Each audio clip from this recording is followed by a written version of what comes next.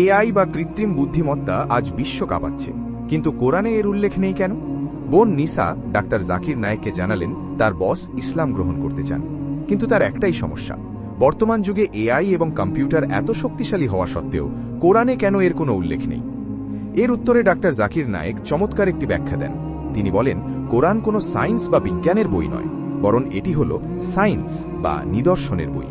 যদি পৃথিবীর সব বৈজ্ঞানিক খুঁটিনাটি কোরআনে লেখা থাকত, তবে এই বই এত বিশাল হতো যা পড়ে শেষ করা মানুষের পক্ষে অসম্ভব ছিল। কিন্তু আসল রহস্যটা অন্য জায়গায়।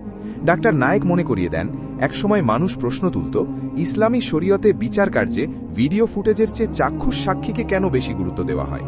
ভিডিও তো আর মিথ্যে বলতে পারে না। কিন্তু আজ এই এআই এর যুগে আমরা জানি যে ডিপ ফেক প্রযুক্তি দিয়ে যে কারো নকল ভিডিও তৈরি করা সম্ভব। আপনি যে অপরাধ করেননি তার ভিডিও প্রমাণ বানানোও এখন মিনিটের ব্যাপার। আল্লাহ জানতেন ভবিষ্যতে এমন প্রযুক্তি আসবে যা চোখের দেখাকেও ধোঁকা দেবে।